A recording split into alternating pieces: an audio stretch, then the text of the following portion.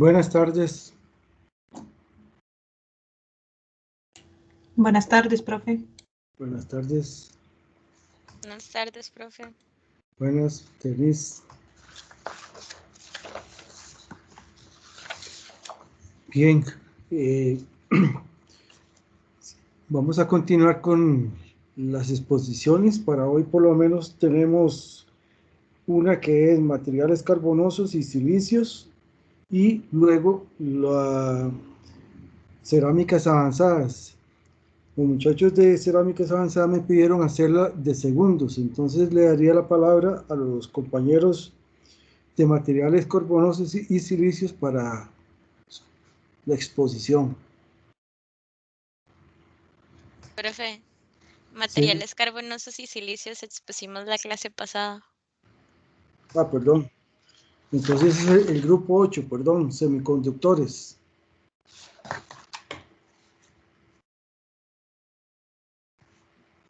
Sí, profe, aquí estamos. Denos un minutito que falta una compañera que se está uniendo. No te escucho. Ahora me escucha. Un poquito, acérquese más al micrófono. ¿Ahora? Sí. Sí, que nos falta una compañera que se está uniendo, entonces si nos puede dar unos minutitos. Está bien. Muy bien.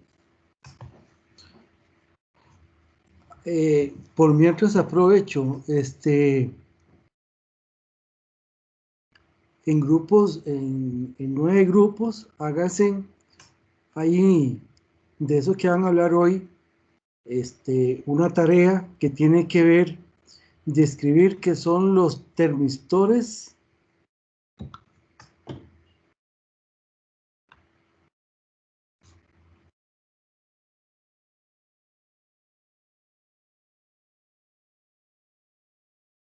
¿Qué son los termistores, los varistores y las ferritas magnéticas? Eso es ejemplo de lo que son materiales que tienen que ver tanto con semiconductores como la parte también propiedades eléctricas y magnéticas de los materiales cerámicos. Entonces, en los grupos que ustedes tienen, se organizan y lo traen para la otra semana, el jueves,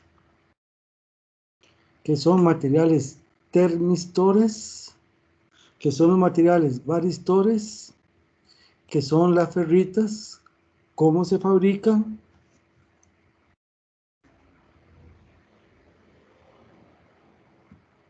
Ferritas magnéticas, dijo usted, profe. Sí, sí. Ok, pero es como tener nada más la información de qué son y cómo se fabrican. ¿Y qué son? ¿Cómo se fabrican? ¿Qué son? ¿Cómo se fabrican? Y dar al menos 3 aplicaciones de cada uno.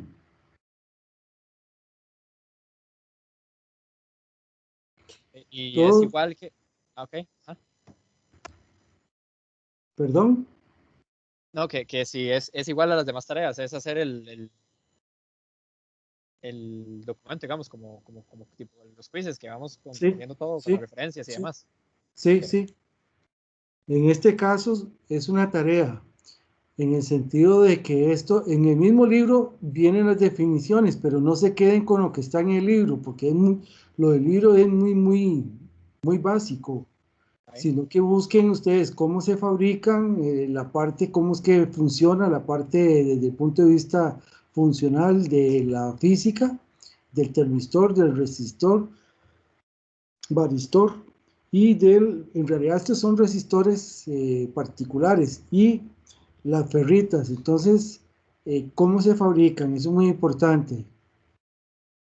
¿Qué características tienen desde el punto de vista del material en sí? Y después las aplicaciones, por lo menos unas 2 o 3 aplicaciones de cada uno.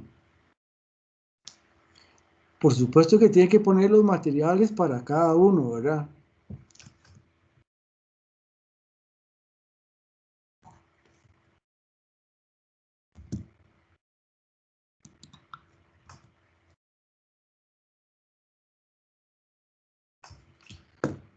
Bueno, como una pequeña introducción, bueno, la parte de lo que se va a hablar hoy, de los materiales semiconductores y de los materiales avanzados, en realidad, en algunos libros ustedes van a encontrar que dentro de lo que es la parte de materiales semiconductores, cae dentro de los materiales avanzados, ¿verdad?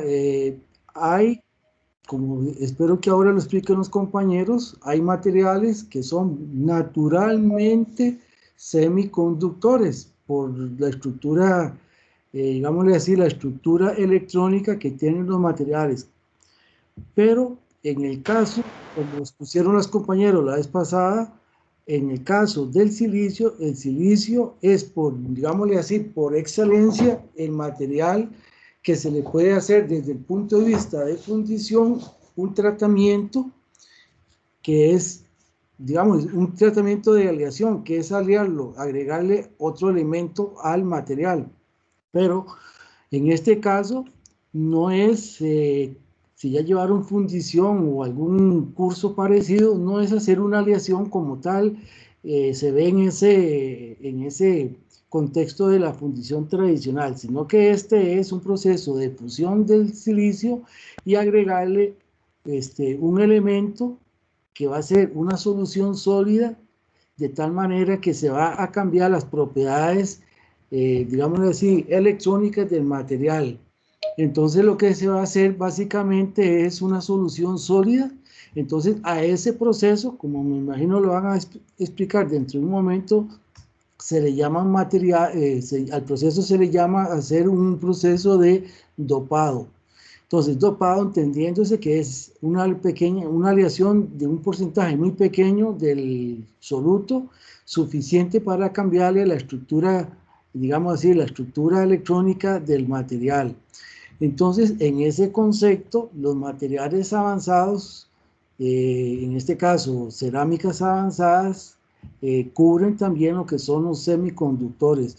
Y es algo muy importante tenerlo presente porque toda la parte electrónica que tenemos hoy en día, los celulares, las computadoras y similares, todos están fundamentados en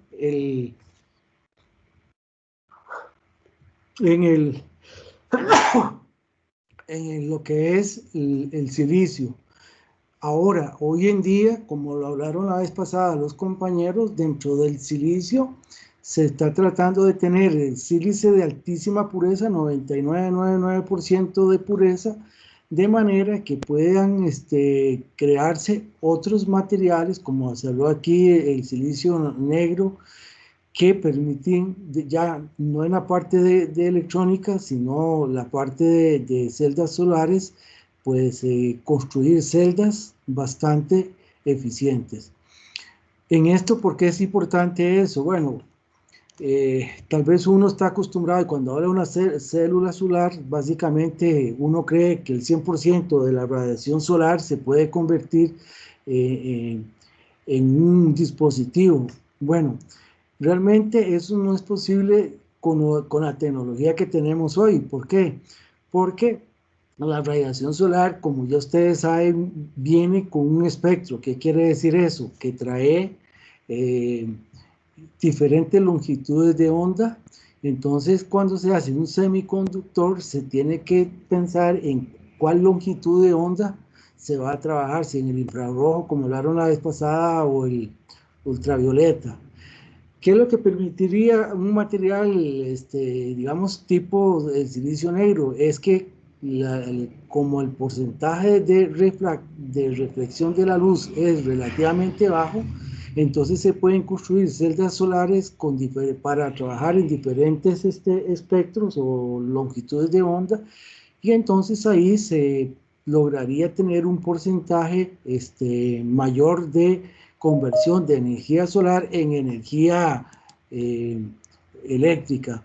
Muy importante, para que ustedes tengan una idea de lo importante que es eso, entonces tengamos presente que básicamente en el caso de los materiales, o digamos de los celdas solares tradicionales, se supone o se tiene un límite que ronda ahí el 23% de conversión de energía solar en energía eléctrica. Entonces, uno se pregunta, ¿pero por qué? Bueno, porque como tenemos el espectro, entonces las células solares trabajan en un espectro definido. Ahora, si se lograra tener una celda donde pueda abarcar diferentes espectros, entonces pues la eficiencia va a ser mayor. Eso desde el punto de vista, digamos, del material que es el silicio, pero como ustedes vieron en la tarea que quedó asignada unas semanas atrás de lo que es las estructuras pirostíticas, en estas también se ha descubierto que ciertas estructuras de esos materiales pueden convertir energía solar en energía eléctrica. Entonces, la tecnología que se está tratando de explotar hoy en día, que tiene que ver con la parte de semiconducción, son las pirostitas, porque así se tiene más o menos programado, o que se han hecho estudios y estimaciones que se pasaría hasta un 32% de conversión de energía eléctrica en energía solar en energía eléctrica. Entonces, dentro de las, digamos, de las ramas de desarrollo, hoy en día, hace como ya 2 o 3 años que se ha puesto de moda, o son de silicio negro, o bien son con material de estructura de pirosvitas que permiten aumentar la eficiencia. Solamente para que ustedes tengan una idea, ¿verdad? Si se pasa del 23 al 32%, pues hay 10 puntos, casi, bueno, 9 puntos de mayor eficiencia en las celdas solares, y entonces eso implica un gran ahorro a nivel mundial, a nivel económico. Es un gran ahorro de no quemado de las plantas tradicionales de carbón, o que estas que contaminan el medio ambiente. Entonces, esta es una de las grandes tendencias que hay hoy en día. Claro, todo eso implica materiales, y por lo general son materiales de naturaleza cerámica los que están involucrados en esos procesos de mejora, en esos procesos de innovación. Entonces, con esta pequeña introducción les quiero hacer ver que los materiales avanzados de cerámicos pues tienen una gran expectativa a nivel económico, por la trascendencia que hay desde el punto de vista energético y los aportes que le dan a la sociedad en general, no importa dónde estén, ¿verdad? Porque prácticamente se puede disponer ya de energía eléctrica en lugares remotos que antes era muy difícil pensar que se podría tener ahí alguna forma de generar electricidad. Entonces, los materiales semiconductores son muy importantes. Contrario, los materiales semiconductores están los materiales conductores, de los cuales también hay estructuras cerámicas muy complejas que han permitido pues hacer la semiconducción a nivel práctico para muchas aplicaciones. Por lo general, la gran limitación que tenemos ahí es que muchas veces o se requiere bajar mucho la temperatura, o procesos muy bien controlados de los materiales para que estén en ese sentido, estén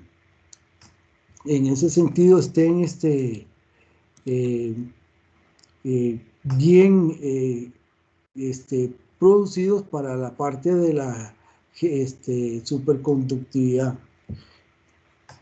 También tal vez dentro de eso mismo,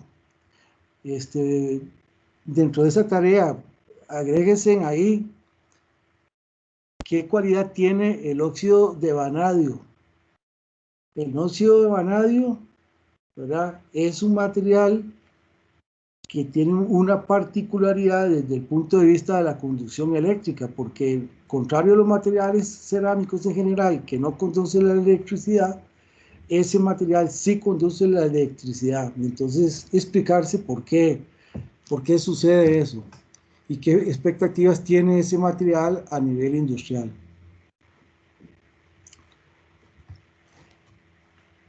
¿Estamos listos? Todavía no, todavía sí. Sí, profe, ya estamos. Ok.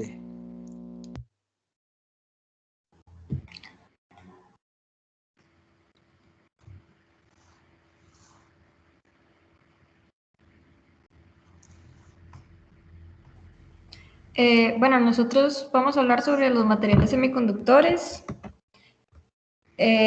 Bueno, para empezar, vamos a hacer una pequeña introducción sobre qué es la resistividad térmica, qué es lo que nos dice la ley de Ohm y qué es la conductividad térmica.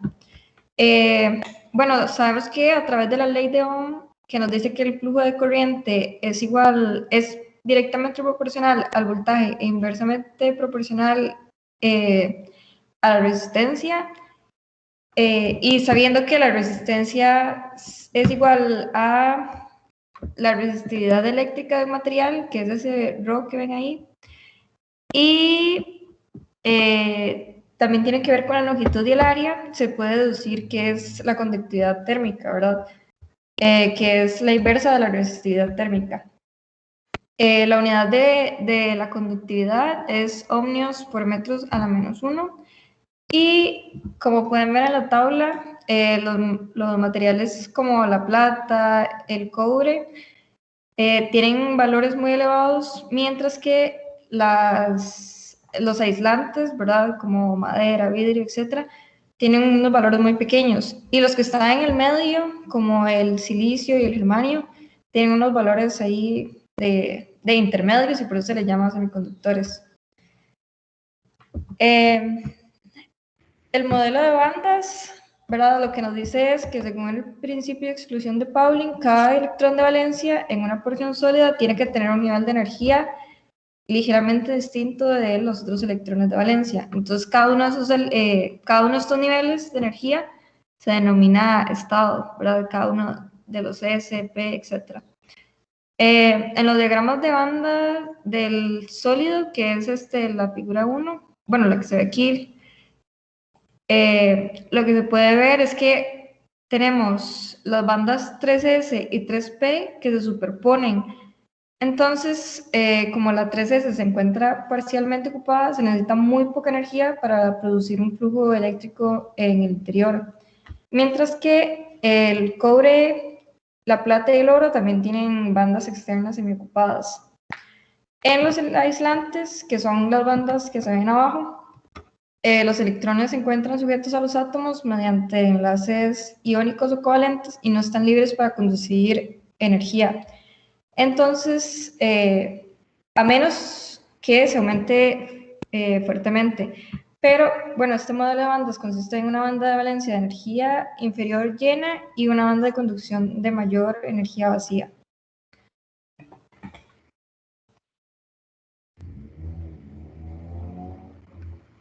Bueno, para lo que son los semiconductores intrínsecos, bueno, como ya sabemos, son aquellos materiales cuyas conductividades eléctricas están comprendidas entre los metales muy conductores y los aislantes, que no conducen nada. Se dice que un semiconductor es intrínseco cuando se encuentra en un estado puro o que no tiene ninguna impureza, o sea que solo está conformado principalmente por un solo tipo de átomo. Cada átomo de un semiconductor tiene 4 electrones en su órbita externa y que los comparten con átomos adyacentes, formando 4 enlaces covalentes, como se muestra en la primera imagen. De esta manera, cada átomo posee 8 electrones en su capa externa, formando una red cristalina, en la que la unión entre los electrones y sus átomos es muy fuerte. Por consiguiente, cada dicha red de electrones no se desplaza fácilmente y el material en circunstancias normales se comporta como un aislante. Pero si nosotros llegamos a aumentar la temperatura de los electrones, estos ganan energía, por lo que algunos de estos pueden separarse del enlace e intervenir en una conducción eléctrica. Cuando elevamos la temperatura de la red cristalina de un elemento semiconductor intrínseco, algunos de los enlaces covalentes se rompen, por así decirlo, y varios electrones pertenecientes a la banda de valencia se liberan de la atracción que ejerce el núcleo de átomo sobre los mismos electrones. Esos electrones libres saltan a la banda de conducción y así funcionan como electrones de conducción. Y por esta razón se puede decir que la resistividad de un semiconductor disminuye con la temperatura y se vuelven conductores eléctricos. Si a estos electrones se les somete a un potencial eléctrico, como por ejemplo a una pila o una batería. Los semiconductores intrínsecos son semiconductores puros cuya conductividad eléctrica viene determinada por sus propiedades conductoras inherentes. Estos elementos poseen una estructura cúbica de diamante covalente fuertemente direccionada, y los orbitales híbridos tetraédricos sp3 contienen los pares electrónicos en el enlace que mantienen, unidos a los átomos unos a otros por la red cristalina. Por ejemplo, tenemos esta representación de la estructura del silicio en la siguiente diapositiva. Esta conductividad eléctrica en semiconductores puros tales como el silicio o el germanio pueden describirse cualitativamente a partir de representaciones bidimensionales de la red cristalina cúbica de diamante, como se muestra en la segunda imagen. Cada bolita de esta imagen es una figura representada por los iones positivos de los átomos de silicio o también pueden ser germanio, y los pares de líneas que se cruzan indican electrones de valencia enlazantes. Estas son incapaces de moverse a través de la red cristalina, como ya se mencionó, y de conducir electricidad a menos que se comunique suficientemente energía para excitarlos desde la posición de su enlace. Cuando un electrón de valencia se le comunica una cantidad de energía para excitarla desde su posición, esta queda en una conducción libre y deja tras en sí de la red cristalina un hueco cargado positivamente. Por ejemplo, si los semiconductores como el silicio puro o el germanio, ambos con electrones y huecos son portadores de carga, se mueven en un campo eléctrico cargado, y de esta manera poseen una carga negativa para los huecos, para los electrones y positivas para los huecos, haciendo que estos tengan un flujo constante, como se muestra en la tercera imagen. Y por último tenemos una ecuación, la siguiente diapositiva, por favor. Donde se puede representar matemáticamente, donde tenemos que la energía sería igual al número de electrones conducidos por unidad de volumen, tanto en los huecos como por electrón, donde N representa los electrones de conducción, P el número de huecos de conducción, Q la carga y V las velocidades de los electrones y huecos respectivamente. Y como ya se dijo, estos se mueven en pares, y así el número de electrones y de conducciones es igual al número de huecos producidos. Bueno, también tenemos, como lo mencionaba el profe, semiconductores extrínsecos, que como su nombre lo dice, en este caso la condición de conductividad se tiene que potenciar, por decirlo de alguna manera, agregando ciertos elementos a bajas concentraciones mediante un proceso conocido como dopado o impurificación. Este proceso, bueno, hay varias formas de hacerlo. Una de las más comunes, y en el caso del silicio, es un proceso que se llama el proceso de plano, en el que se tienen los cristales o las obleas de silicio y se le hace un proceso de deposición de gases a altas temperaturas, y eso genera una difusión entre el elemento de interés y la base de silicio.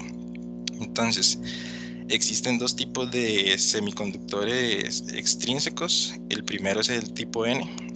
En este tipo, básicamente, agregamos un átomo que tiene un electrón de valencia más que los átomos de la red al que lo estamos agregando.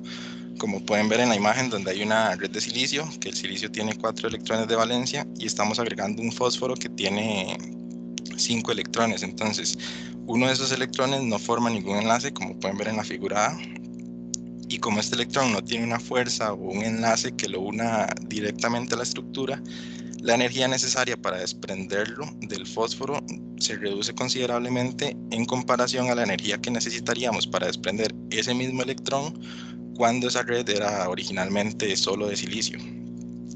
Entonces, cuando nosotros aplicamos un campo eléctrico a este sistema, ese electrón fluye fácilmente y deja atrás un fósforo ionizado, que es el que se ve en la figura B.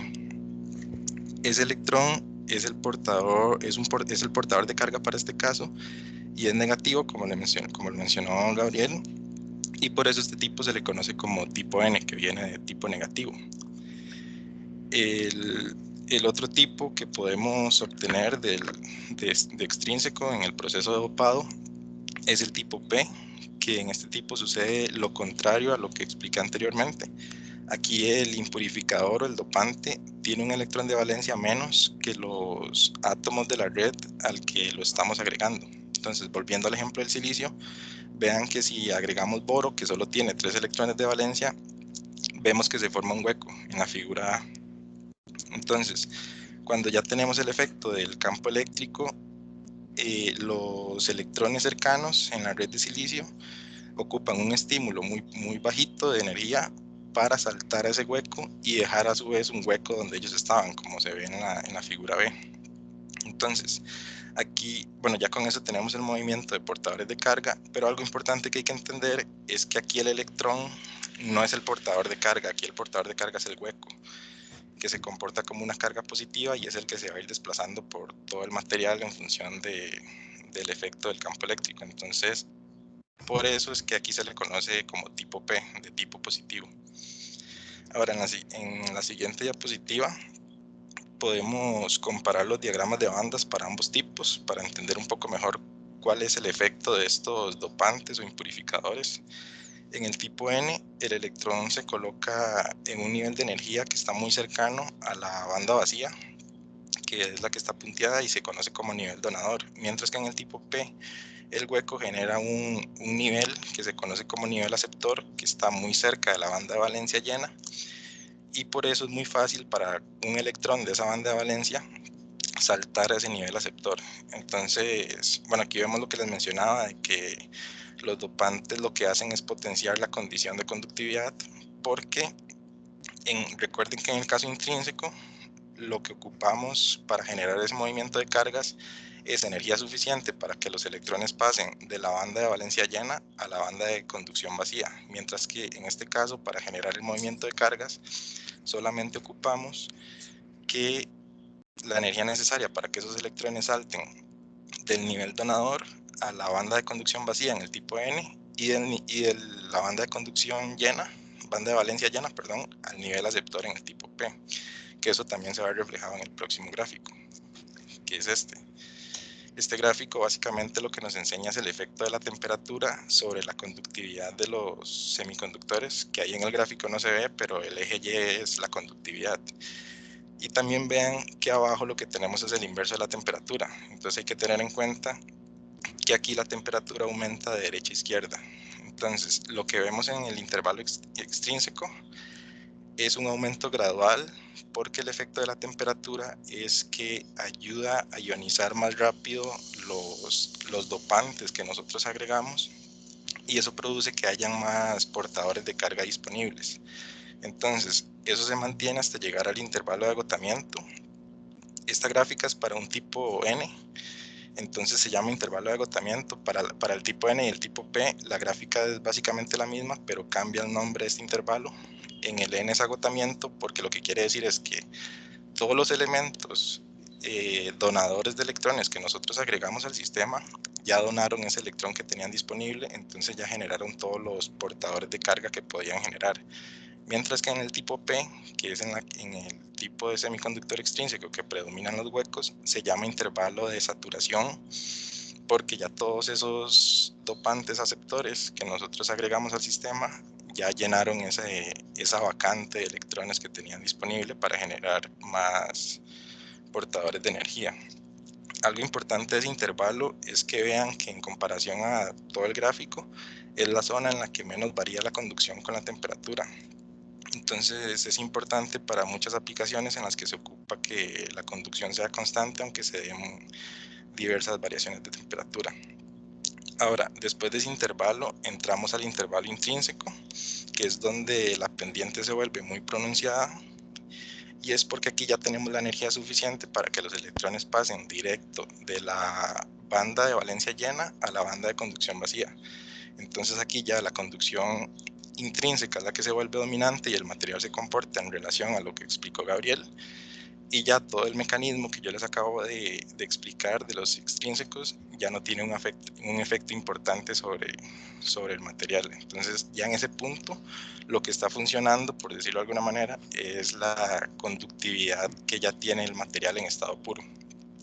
Y por último, lo que les decía de que la energía de las bandas se refleja en este gráfico también es porque las pendientes de cada intervalo están directamente relacionadas con la magnitud de energía que tienen esas bandas para activar los portadores de carga. Entonces vean que en el intervalo extrínseco la pendiente es menos pronunciada, entonces ocupamos menos energía para que empiecen a moverse las cargas, mientras que en el intrínseco es muy pronunciada y eso quiere decir que ocupamos un estímulo más fuerte para generar el movimiento de cargas.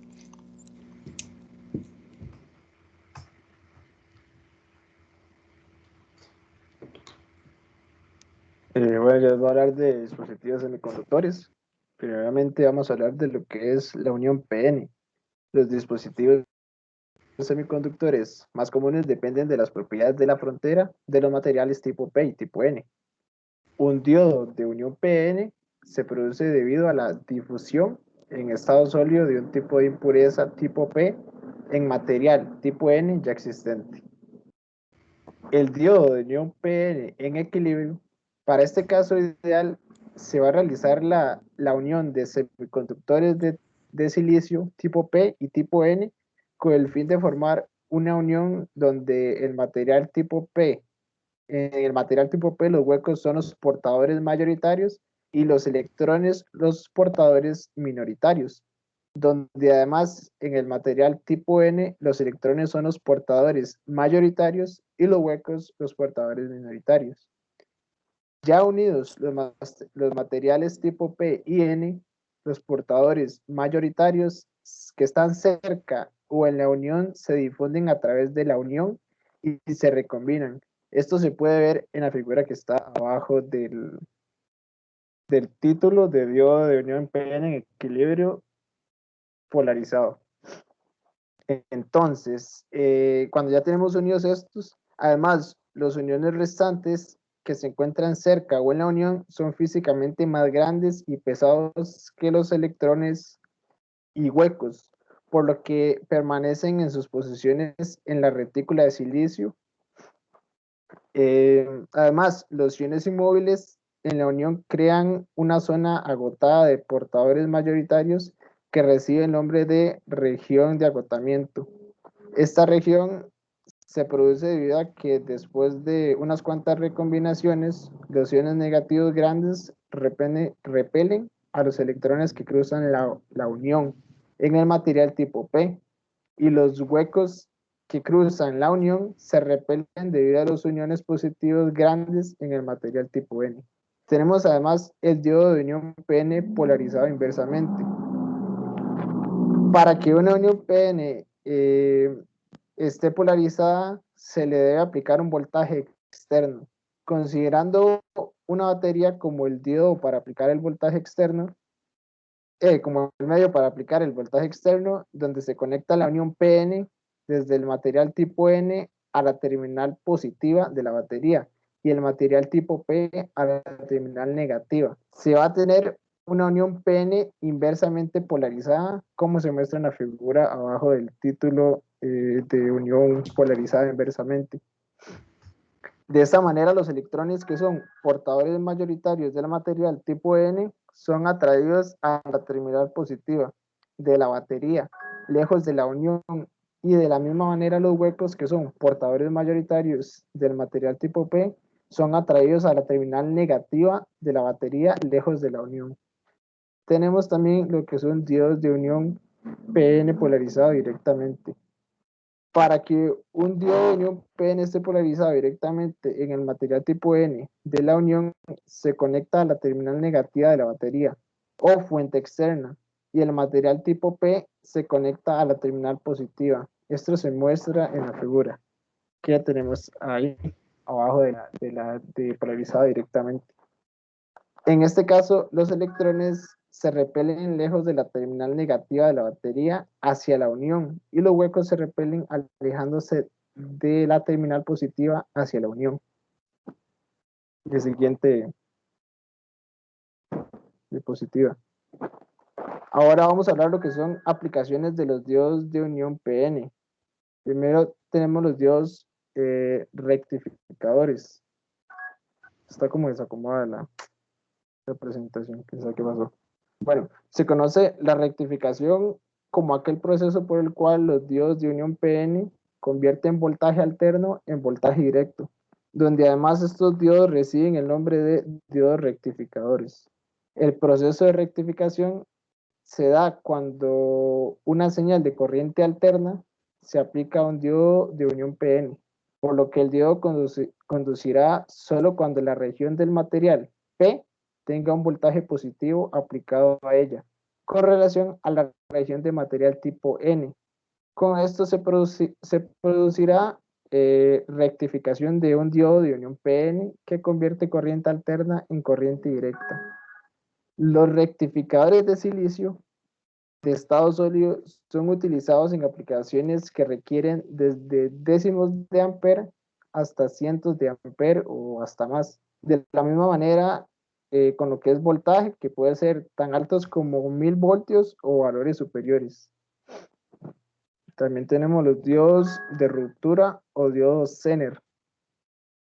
Los diodos de ruptura son rectificadores de silicio en los que la corriente inversa es pequeña y con solo un poco más de voltaje de polarización inversa se logra alcanzar un voltaje de ruptura con base en el cual la corriente inversa aumenta con mucha rapidez. Esto se muestra en la figura del esquemita aquí. Es que está como desordenada la presentación, seguro se eliminaron algunas imágenes, pero ahí se ve la región de ruptura. Aquí se evidencia una gran corriente inversa que se produce, bueno, acá en esta región de ruptura. En la llamada, en esta ruptura, que es llamada ruptura Zener, el campo eléctrico en el diodo se vuelve suficientemente intenso para atraer electrones directamente fuera de la retícula cristalina enlazada en forma covalente. Los pares electrón-hueco que se crean producen después una alta corriente inversa donde a voltajes de polarización inversa mayores que los voltajes de ruptura Zener ocurre el efecto llamado de avalancha y la corriente inversa es muy grande.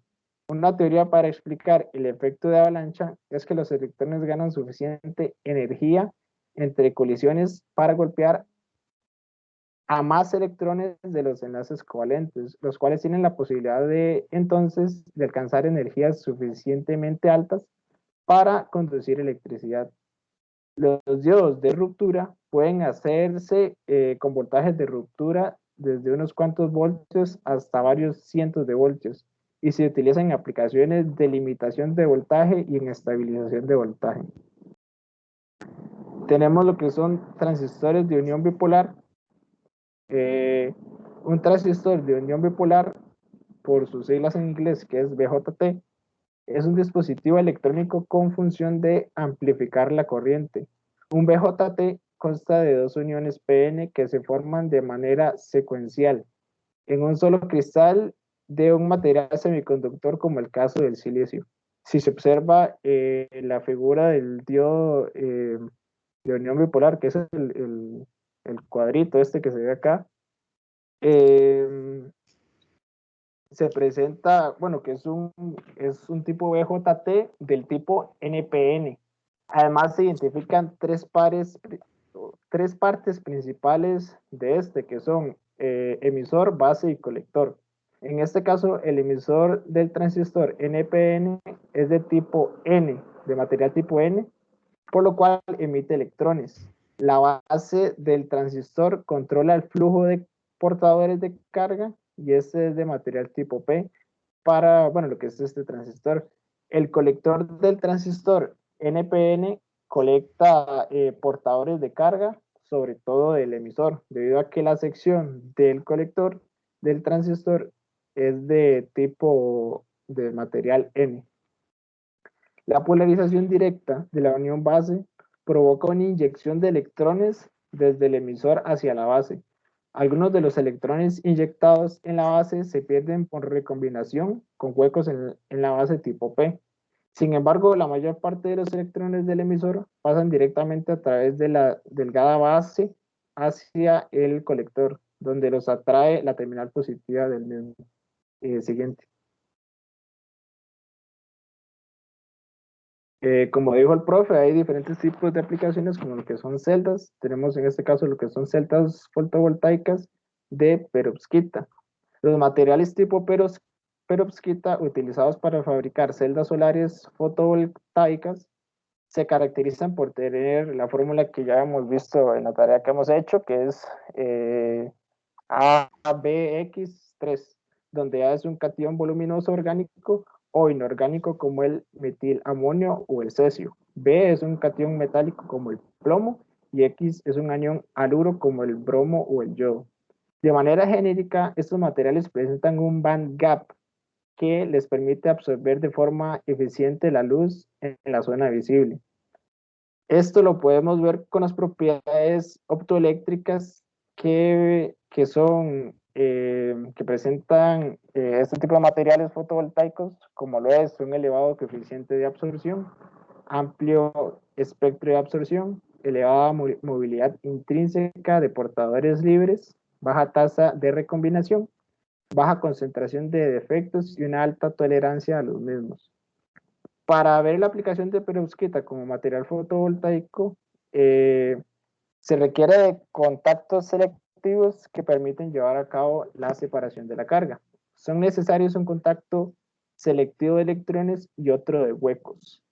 Esto constituye un dispositivo solar complejo con una estructura en multicapa, en el que el correcto funcionamiento está basado en interfaces o uniones entre materiales semiconductores. Entonces, la manera de llevar a cabo las celdas solares de perovskita, para llevar a cabo se necesitan 5 capas, como se muestra en la figura de la izquierda, donde se tiene un vidrio recubierto de óxido de estaño dopado con flúor, con las siglas FTO, que servirá como sustrato. Una capa fina compacta de un contacto selectivo de electrones, que generalmente es óxido de titanio. Una capa fina de mesoporosa del mismo material de óxido de titanio. Bueno, este es opcional. Una capa fina de perovskita, que esta va a ser nuestra capa activa, y una capa fina de un material transportador de huecos, que normalmente es ese material espiro o no sé qué. Y un contacto eléctrico conductor, como por ejemplo el oro. En este caso, la luz penetra a través del material FTO, siendo la capa activa de perovskita la encargada de absorber la luz incidente. Los fotones absorbidos por la capa activa de perovskita generan un par electrón hueco en el material. Los electrones generados se inyectan en la capa de contacto selectivo de electrones y pasan al circuito externo hasta llegar al contacto de oro. Por otro lado, y de forma simultánea, los huecos se dirigen hacia la capa fina de material transportador de huecos y difunden por conducción eléctrica hasta el oro. Solo con el empleo de contactos selectivos se generará una corriente eléctrica al favorecer una separación eficiente de las cargas que reducen al mismo los procesos de recombinación, que es la reacción entre los electrones y los huecos fotogenerados.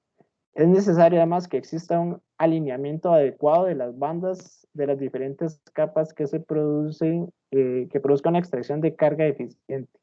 La banda de conducción de contacto selectivo de electrones se debe encontrar a niveles de energía más bajos que la banda de conducción de la perovskita. Por el contrario, la banda de valencia del transportador de huecos debe estar a niveles de energía más altos que la banda de valencia de la perovskita. Este proceso se muestra en la figura de la derecha.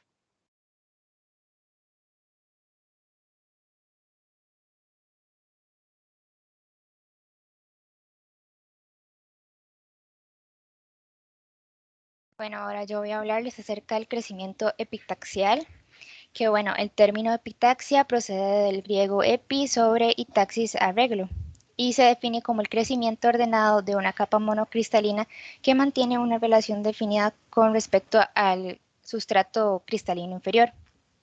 Por lo general, se le suele describir el crecimiento epitaxial como el proceso para la fabricación de circuitos integrados, a los cuales se realiza a partir de una cara de un cristal de material semiconductor y se le hace crecer un sustrato con la misma estructura cristalina.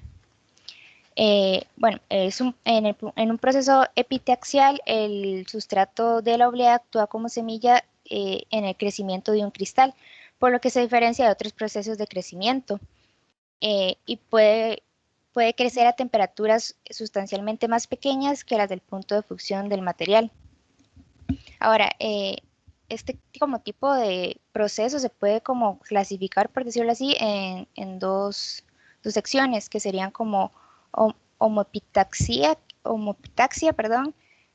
que es la cual, y la más simple de las dos, involucra la extensión de la red del sustrato de un material idéntico, por lo que la capa crece, la capa que crece es químicamente similar al sustrato. Como es de esperarse, este crecimiento se realiza de mejor manera debido a que tienen similitudes ambos materiales.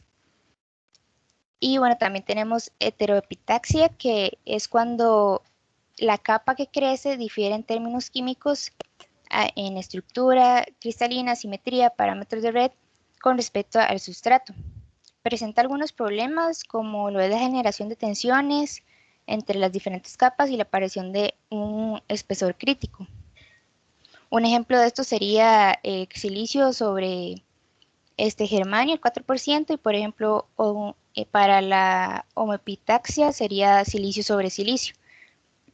Ahora, existen tres tipos de crecimiento epitaxial, como se observa en la figura.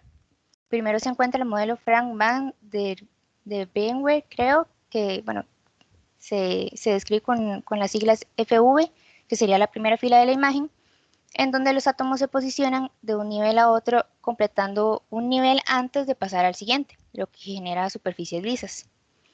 Por otro lado, tenemos el modelo Stransky-Kratasnov, que bueno, es las siglas SK, en el cual presenta el crecimiento de islas de átomos después de la formación de varias capas.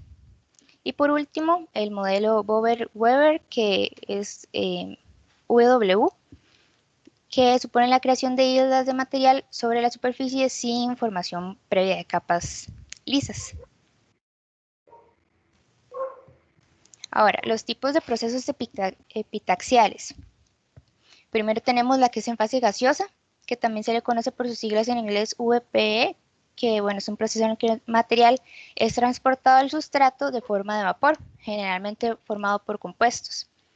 Estos a su vez alcanzando el sustrato, que se descomponen y se incorporan a la superficie. Entonces, como ven en la imagen, el sustrato está como en pequeñas bolitas y el gas es como introducido como por un tubo en donde pues tiene contacto con el sustrato y hay agua fría alrededor, lo que permite que se incorporen.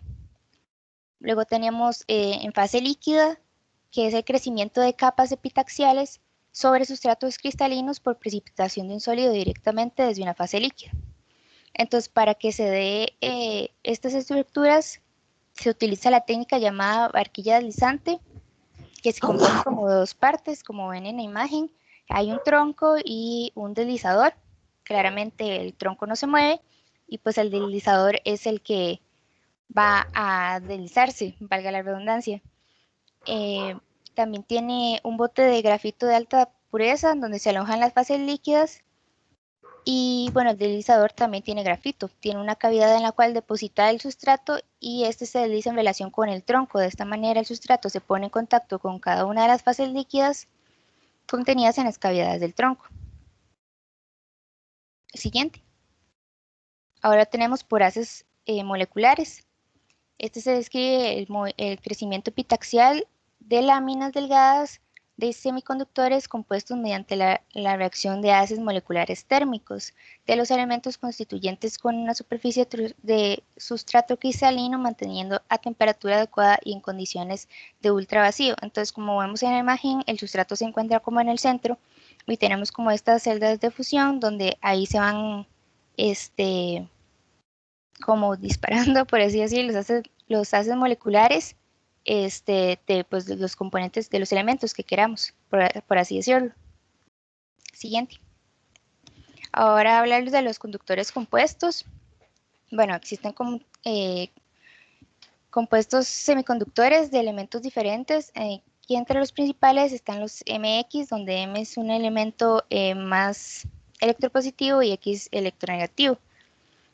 Los más importantes de estos serían los grupos compuestos por la tercera y quinta fila de la tabla periódica, respectivamente, siendo la tercera M y la quinta X. Y también el otro es la segunda y la sexta fila de la tabla periódica, igualmente siendo la segunda M y la sexta X siendo la más electronegativa. Ahora se observan como algunas tendencias, que es que en cuanto a la masa molecular de un compuesto dentro de una familia aumenta, descendiendo en las columnas de la tabla periódica, disminuye la brecha de la banda de energía, aumenta la movilidad de los electrones y aumenta la constante de red. Y el otro sería que al moverse a través de la tabla periódica desde los elementos del grupo 4A, los materiales 3 y 5, 2 y 6, el carácter mayor del enlace iónico provoca que aumenten las brechas de la banda de energía y disminuyan las movilidades de los electrones. Ahora, el arsenuro de galio es el componente como más importante de todos los compuestos semiconductores. Es utilizado en muchos dispositivos electrónicos como componentes específicos en circuitos de microondas y en actualidad en circuitos integrados. Como lo mencionó mi compañero, las perovskitas son como materiales semiconductores que tienen muchas aplicaciones y él lo mencionó con las celdas. Pero bueno, son eficientes, es más fácil de fabricar y más barato. Y bueno, hay una investigación con el fin de utilizar estas estructuras para purificar el agua mediante la purificación, mediante las reacciones fotoinducidas que se realiza para la purificación del agua. En este tipo de reacciones, el material semiconductor juega un papel primordial, por lo que el desarrollo de nuevos óxidos semiconductores con mejores características físico-químicas y estructurales, que bueno, los que ya se tienen actualmente, se tiene como objetivo como aumentar todos estos semiconductores que se han probado en estas relaciones principalmente para la reacción de descomposición del agua. Algunos de estos también se han probado en la degradación de compuestos orgánicos. Se puede mencionar que los óxidos semiconductores con estructura tipo perovskita simple y doble laminar, los cuales han llamado considerablemente la atención debido a las características estructurales. Gracias. Muy bien. ¿Alguna pregunta? Bueno, con esto último que explicó la compañera, en el proceso epitaxial es muy importante, es un método relativamente nuevo, data de los años 60, el principio, que es ese que puso ella, se llama el principio de las tres fuentes, y lo que hace es que en el ultra alto vacío lo que se hace es atomizar los átomos para que se depongan sobre el sustrato. En este caso sería, bueno, puede ser uno de silicio, que es el más común de todos. Pero lo importante de esto, como dijo la compañera, es que se pueden, por decir así, fabricar compuestos a la carta. ¿Qué quiere decir eso? Que en cada una de esas llaves que ella puso, lo que se hace es atomizar una cantidad ya conocida del átomo que se quiere poner sobre el sustrato y luego cerrar esa válvula de ese suministro, abrir otra válvula para otro suministro y entonces se dice a la carta porque es algo intencional y entonces se pueden hacer lo que en algún momento se había teorizado de conductores de la banda del grupo 3 y el grupo 5, que era muy difícil hacerlo con este método se logró hacer obteniéndose verificaciones propuestas teóricamente de que era posible un semiconductor y además de que son bastante eficientes. Entonces, el proceso de recubrimientos epitaxiales se ha puesto de moda últimamente porque prácticamente con esto no hay nada escrito. O sea, si se estudia teóricamente un compuesto, o se teoriza de un semiconductor, este es el método con el cual se puede verificar si es o no verdad lo que se ha propuesto, por un lado, y por el otro lado es que si resulta que es efectivo, ese es el método de fabricación.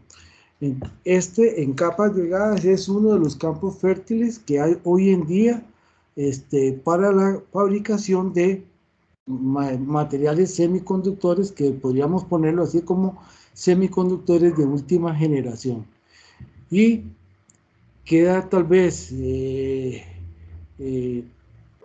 más decir que los semiconductores es un grupo de materiales industriales del cual vive mucha gente, ¿verdad? Porque son procesos para fabricar los semiconductores como tal y después ya procesarlos para construir los circuitos o las tarjetas o circuitos integrados para las diferentes aplicaciones.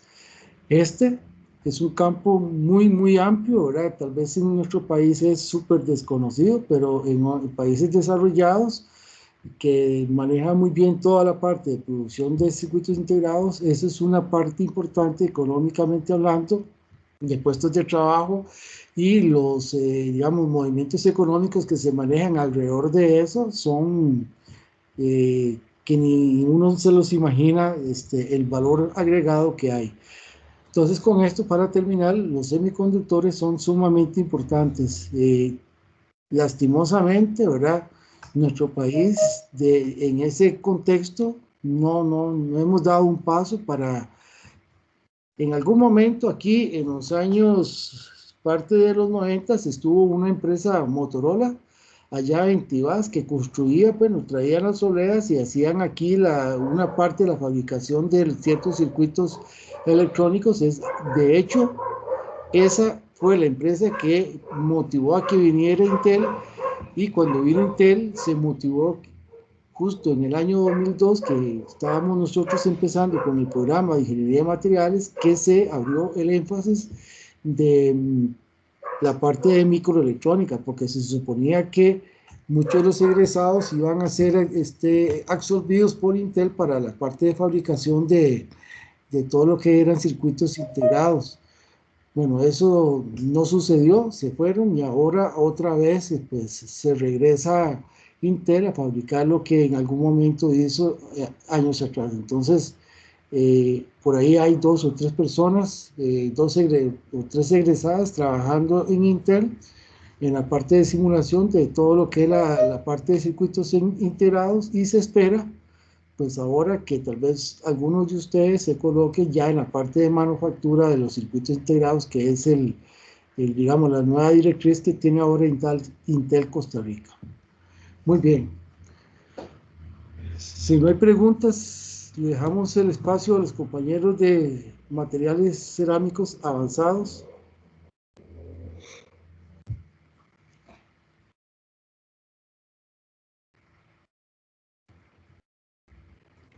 Sí, profesor, solo que el compañero Trujillo creo que todavía no está, sale del trabajo a las 4.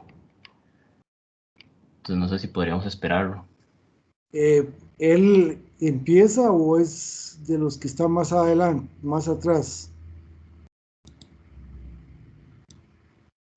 Creo que va en el medio, voy a preguntar. Entonces tal vez pueden ir empezando los compañeros y cuando le toque a él, tal vez ahí se incorpora o lo dejamos para el final.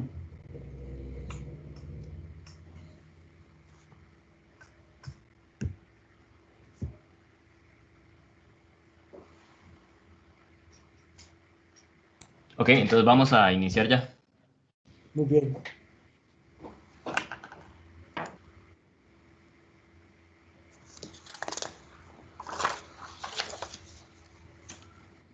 Bueno, buenas tardes, Buenas tardes. compañeros, profesor. Mi nombre es Emanuel Sosa y hoy junto a Manuel Castillo, Juan Gabriel Solís, Andrés Trujillo y Verónica Zamora les vamos a hablar acerca de las cerámicas avanzadas. Entonces, como introducción, ¿qué son las cerámicas avanzadas? Bueno, las cerámicas avanzadas son una parte vital de la tecnología moderna. Estos toman papeles críticos en el funcionamiento de tecnologías que utilizamos a diario. Sin embargo, suelen ser un poco desconocidas por el público general. Su rendimiento y propiedades superan aquellas de cerámicas convencionales e incluso otros materiales, por ejemplo, metales. El uso y la investigación de materiales cerámicos dio ignición a mediados del siglo XIX con el descubrimiento de la electricidad y la bombilla. Es la diapositiva 2 que estoy.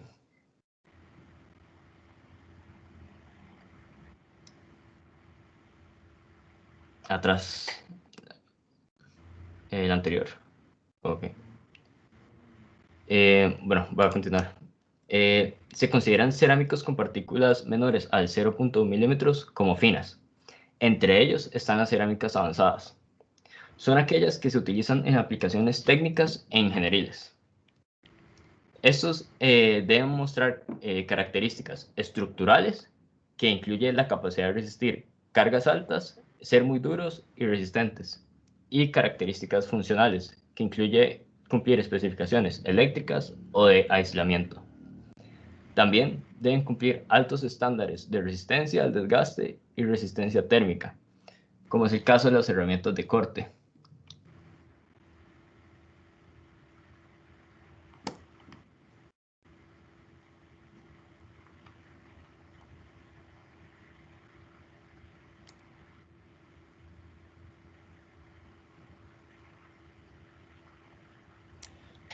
Tenemos problemas con la presentación. Voy a consultar si...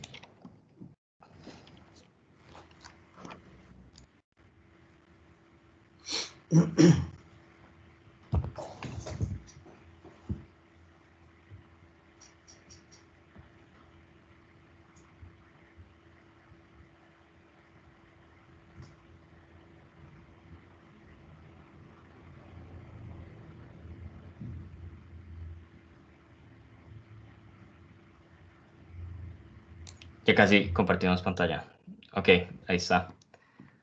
Está en la diapositiva 3. Exacto. Ok. También las cerámicas avanzadas se pueden conocer como Technical Ceramics o Fine Ceramics. Estas poseen, como ya he mencionado, propiedades únicas, las cuales les permite trabajar a condiciones a las que ningún otro material resistiría. A continuación, voy a describir cuáles son estas propiedades en general que poseen las cerámicas avanzadas. Primero, tiene una dureza extremadamente alta. Suelen estar ligeramente debajo del diamante. Por ejemplo, la alúmina es 3 veces más dura que el acero inoxidable. Son muy rígidas, lo que quiere decir que no presentan deformaciones considerables al aplicar cargas. Son muy resistentes a la fractura y supera la de los cerámicos convencionales. Un ejemplo es la zirconia estabilizada que se utiliza en cuchillos de resistencia a la fractura. Más adelante voy a explicar cómo es este proceso de la zirconia estabilizada. Poseen una menor densidad específica en comparación con el metal, lo cual se traduce a que poseen una muy buena relación peso-resistencia. Tienen altos aislamientos térmicos y propiedades dieléctricas. Esto les otorga una capacidad de ser aplicados en componentes electrónicos dentro de computadoras, televisores, celulares, etc. En ciertos casos, actúan como semiconductores y conducen electricidad en función de la temperatura y voltaje aplicado. Hay también incluso cerámicas superconductores de tipo eléctrico. Tienen altos niveles de estabilidad química, por lo que se usan como agentes resistentes a corrosión en ambientes sumamente ácidos o básicos. Una buena resistencia al calor, logrando fusión incluso hasta los 1800 grados Celsius. Pueden utilizarse como capas de protección en propulsores de cohetes espaciales. Tienen una baja expansión térmica y en algunos casos poseen conductividades térmicas altas, como es el caso del carburo de silicio, y en otros casos sus conductividades térmicas son bajas, como es el caso de la zirconia. variando la gama de aplicaciones que le demos. Las cerámicas avanzadas son aplicables en muchas áreas. En la siguiente diapositiva, por favor. Tenemos transporte, ambiente, comunicaciones, defensa, aeroespacial y maquinado. Las cerámicas avanzadas ahora se pueden clasificar en varios tipos, como óxidos, no óxidos, silicatos y piezocerámicos. A continuación, voy a mostrar cuáles son algunas de las cerámicas avanzadas más comunes. Siguiente. Primero, la lúmina. Bueno, ahí está la fórmula de la lúmina. Es un óxido utilizado en el 80% de los casos que se requieren especificaciones de cerámicas avanzadas. Posee una muy buena resistencia al desgaste, un muy buen aislamiento, resistencia a la corrosión y dureza alta. Su pureza puede rondar entre los 80 y 90% en función de qué aplicación se le dará. Es usualmente utilizado en componentes electrónicos y donde se requiera la alta resistencia térmica. Funde a los 1500 grados Celsius. La zirconia, también la fórmula ZrO2, posee un cambio de fase a los 1000 grados Celsius y a los 2370 grados Celsius. En esto recibe una muy buena resistencia al impacto. Por medio de aditivos se logra estabilizar esta fase a temperatura ambiente y por ende logra esa alta resistencia al impacto. Y se le da una aplicación en este tipo de casos. El nitruro de silicio es una cerámica avanzada con muy alta dureza, resistencia y baja densidad. También tiene una baja expansión térmica. Suele ser utilizado en herramientas de corte y sus enlaces covalentes le permiten fundir a 1200 grados Celsius. Iónicos covalentes, perdón. El carburo de silicio es una cerámica avanzada muy conocida. Es de los cerámicos más duros que existen. Posee una excelente resistencia a altas temperaturas y a ambientes ácidos y alcalinos. Su densidad es relativamente baja y es muy buen conductor térmico. Se utiliza como armaduras e intercambiadores de calor. Luego, el carburo de wolframio es utilizado en herramientas de corte por su resistencia al desgaste. Se agrega cierto porcentaje de cobalto para mejorar su resistencia y capacidad de sinterización. Otras cerámicas avanzadas son el nitruro de aluminio, el nitruro de boro y el carburo de boro y el diamante. A continuación, se presenta una tabla que resume las propiedades mecánicas de los materiales que acabo de mencionar, bueno, algunos. Entonces, podrían notar que hay casos en los que dentro de las cerámicas avanzadas varían las propiedades. Como es el caso de la conductividad térmica, la lúmina es muy buen conductor, sin embargo el circonio no tanto. Otro caso sería la diferencia entre la resistencia a la fractura. Como ya he mencionado, el óxido de circonio es muy bueno resistente a la fractura, mientras que la lúmina alcanza la mitad del valor. A continuación, les voy a explicar cómo se logran obtener estos minerales.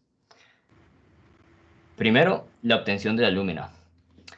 La bauxita es un material color amarillo café y se empezó a minar en Francia. En 1888, el austríaco Carl Joseph Bayer desarrolla un método para producir hidróxido de aluminio de manera económica a partir de la bauxita.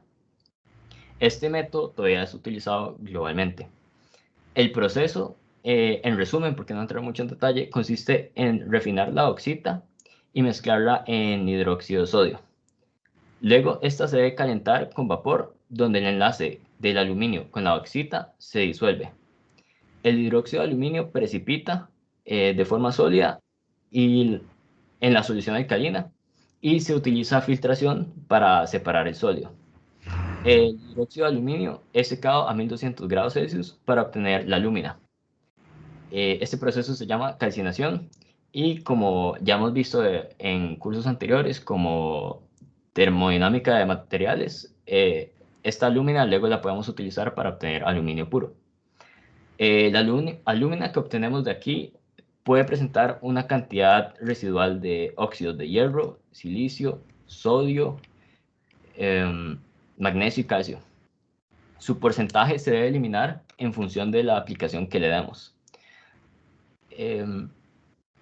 Después vemos cómo obtener la zirconia. Esta aparece naturalmente de dos formas, la badelita y el zircón. Sin embargo, ambos poseen una cantidad alta de elementos radiactivos en forma de óxidos. Esto implica que no es muy fácil utilizarlo en aplicaciones médicas y claramente la necesidad de purificarlo de los materiales radioactivos para obtener polvos de alta pureza y aplicarlos a la industria. La obtención de zirconia a partir de zircón consiste en calentar el mineral hasta los 1775 grados Celsius, donde el óxido precipitará al enfriarse, y de ahí podemos separar la zirconia utilizando hidróxido de sodio. Luego, el nitruro de silicio. Este se produce gracias a una reacción de silicio puro en forma de arena sílica con nitrógeno amonio, es decir, en un ambiente de nitrógeno. La temperatura tiene que estar entre los 1000 y los 1400 grados Celsius y el producto es luego purificado de carburos indeseados mediante pulverización. La reacción ocurre como se muestra en la pantalla. Luego tenemos cómo obtener el carburo de silicio. Este se logra mediante un proceso denominado proceso Acheson. El polvo es producido a partir de coque, es decir, carbono, y arena sílice a temperaturas de 1600 a 2500 y ocupa una cantidad muy considerable de energía. En este proceso ocurre una fundición de dióxido de silicio alrededor de una varilla de grafito, que es la que se muestra en la imagen, el círculo negro. Este es calentado por medio de una corriente eléctrica y alrededor de la varilla se va a formar el carburo de silicio por medio de las reacciones que se muestran en la pantalla. Ok, luego para darle utilidad a... Bueno, primero, de este modo tenemos partículas muy finas que suelen estar entre los 0.1 y los 10 micrómetros. Estos me dan muy buenas propiedades a la hora de la sinterización. Sin embargo, no son buenas fluyendo dentro de moldes, debido a que me generan aglomeraciones y imposibilitan la posibilidad de que un molde, por ejemplo, sea llenado homogéneamente. Esto presenta un problema, claramente. Entonces, para optimizar la fluidez de las cerámicas dentro del molde, hacemos un paso intermedio de granulado. Esto se logra combinando el polvo con aditivos y aglutinantes en una suspensión acuosa en turbinas atomizantes con aire caliente. Formamos pequeñas gotas cuyos diámetros puedan variar entre los 50 y los 150 micrómetros. Y estos sí se comportan de manera más apropiada para llenar en moldes, es decir, fluyen mucho mejor y no generan aglomeraciones. Estos pueden ser caracterizados también por rayos X o láser. Ahora, iniciamos a ver los procesos productivos, es decir, cómo convertimos estos polvos o granulados de cerámicas avanzadas en productos útiles. Bueno, el primer método que vamos a ver es el prensado, en la siguiente diapositiva. En el prensado se vierte el material granular en un molde de acero con la forma del producto a producir. Las esferas más grandes del gránulo fluyen con mayor facilidad y las pequeñas más bien se encargan de llenar los pequeños espacios intersticiales en el molde. Se realiza por una prensa uniaxial, la cual puede ser unilateral o bilateral, como se muestra en la imagen de la izquierda. Se denomina prensado en seco debido a que la humedad del material es muy baja a la hora del proceso y utilizamos presiones altas de los 150 megapascales. Se puede reducir el volumen original utilizado hasta 50 o 60%. El mayor costo de este proceso claramente sería el molde, debido a que puede poseer formas complejas o inclusive tolerancias. Sin embargo, debido a que el proceso es continuo, es decir, hay una alta tasa de producción de piezas, podemos asegurar su rentabilidad. Las piezas a producir por este método, por lo general, son relativamente sencillas. Se suelen producir componentes magnéticos, dieléctricos, sustratos de alúmina, herramientas de corte, sensores, refractarios, discos abrasivos, entre otros. En los casos donde requeremos mayor homogeneidad en el producto, utilizamos un prensado isostático, que lo vemos en la siguiente diapositiva. Este aplica un esfuerzo normal en todas las direcciones sobre el producto. Generalmente se realiza sumergiendo el molde y el granulado en un fluido, el cual se le aplica una magnitud en todas las direcciones. Los moldes de prensado suelen estar hechos de látex o de goma. Es un proceso óptimo para geometrías complejas o con rotaciones simétricas. Un ejemplo de esto es la manufactura de bujías de combustión a partir de nitruro de silicio, debido a que tiene un eje de rotación simétrico. En el esquema se puede ver cómo es el proceso en el que el molde está dentro de un fluido. Se aplica la presión al fluido y el molde adapta su forma y la del producto. Luego vamos a ver los métodos plásticos. Estos consisten en mezclar el polvo con agua, termoplásticos o lubricantes para formar una masa plástica con alta capacidad de moldeo. Los dos métodos son extrusión e inyección. Ahora, estos siguen exactamente los mismos principios que aprendimos para materiales poliméricos. La extrusión, como ya sabemos, es óptima para crear materiales o productos con secciones transversales constantes y largas longitudes. Por ejemplo, tubos, varillas y perfiles. También para rotaciones simétricas.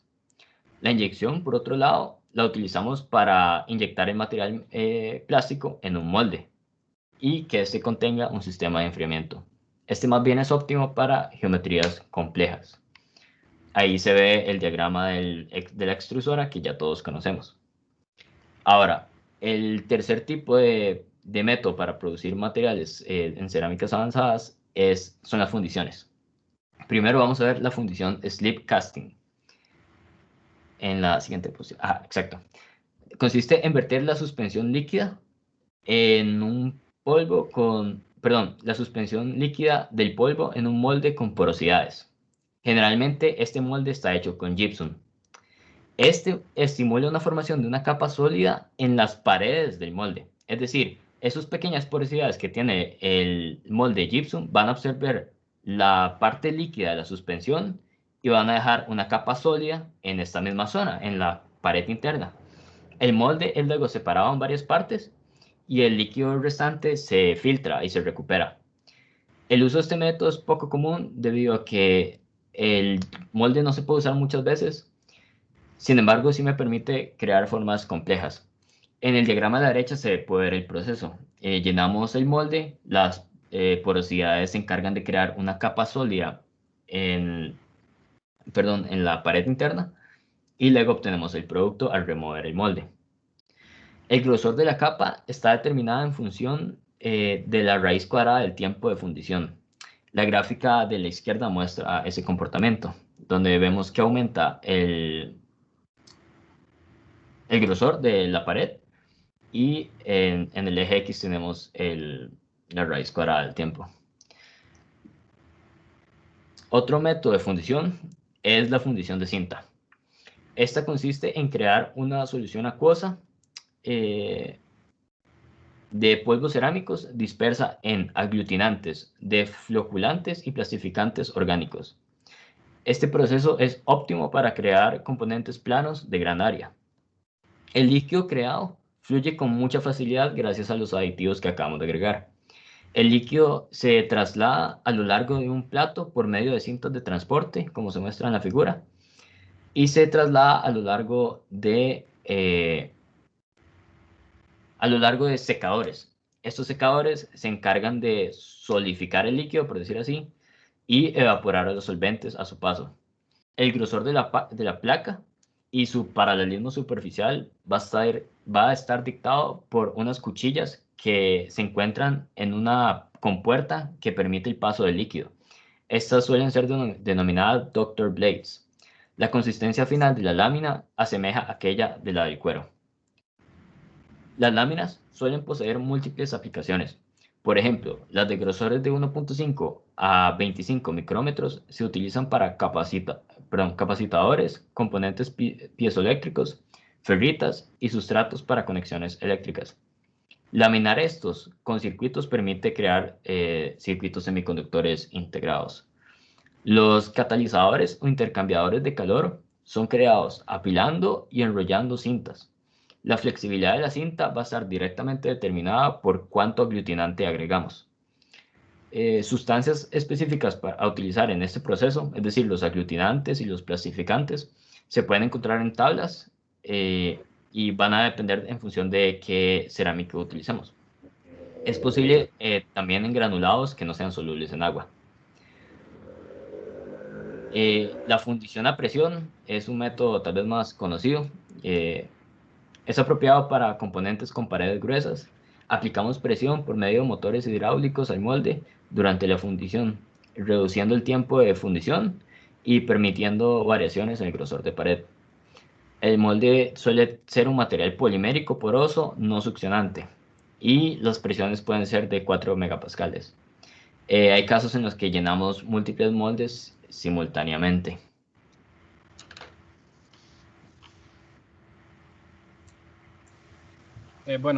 Por parte del sinterizado, el sinterizado hace referencia a todos los procesos químicos y físicos que lleva la pieza desde que esta se inicia a maquinar hasta que se lo acaba final. Dentro de los procesos está el tratamiento térmico. Esto juega un papel decisivo en el desarrollo de las características y propiedades de la pieza. Para el caso de las cerámicas, la temperatura de sinterización va a un intervalo entre los 1200 y los 2000 Celsius.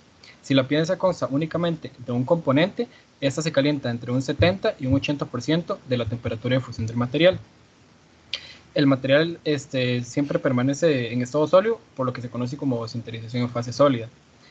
Otro método de sinterización es el de fase líquida, los cuales se introducen aditivos creando una fase líquida de baja temperatura de fusión, que a su vez produce una fase de unión vítrea entre los granos cristalinos. Para controlar la temperatura, esta se logra mediante la aplicación de presión y la selección de atmósferas adecuadas, lo cual permite influir positivamente en la microestructura de la pieza. También el uso de aditivos es bastante común. Por ejemplo, se usa el óxido de magnesio para inhibir el crecimiento del óxido de aluminio, conocido como aluminio. Fácil. Por parte del acabado final, después de que se realiza el tratamiento térmico, la pieza no está terminada, ya que por sus formas, las superficies y los bordes presentan rugosidad y en algunos casos incluso fallas que hacen que la estabilidad dimensional sea insuficiente para aplicaciones de precisión. Como se muestra en la tabla de la derecha, vienen diferentes métodos que se pueden aplicar a la hora de maquinar diferentes piezas cerámicas y el objetivo del cual se quiere lograr con el método. Fácil. Para utilizar de manera óptima las fortalezas y el potencial del material, se requiere que el diseño de construcción sea adecuado para la cerámica, debido a que el comportamiento de la cerámica está marcado por la fragilidad y no por la plasticidad. Además, es absolutamente esencial evitar la concentración de esfuerzos por tracción y por cizalla, ya que esto, si eso no se toma en cuenta, puede llevar a la ruptura de la pieza a la hora del maquinado. Como se muestra en la imagen de la derecha, son diferentes formas que se tienen que evitar a la hora de maquinar, como superficies ovaladas, esquinas, ángulos rectos y distancias entre huecos y demás.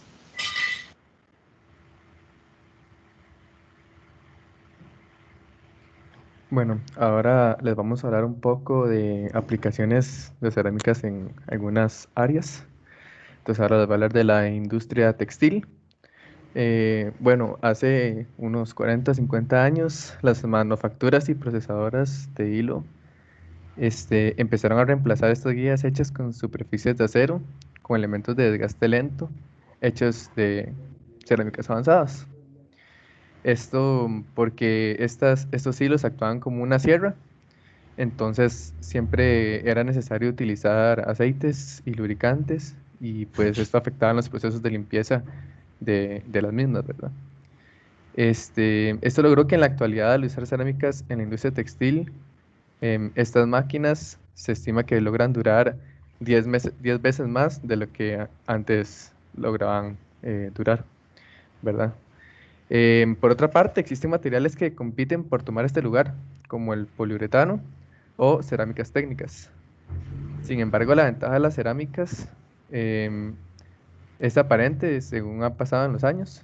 Y pues la superficie de los discos de fricción, como los que pueden ver en la imagen, em, pueden ser ajustados en su microestructura para determinar la textura de las fibras sintéticas que se hacen.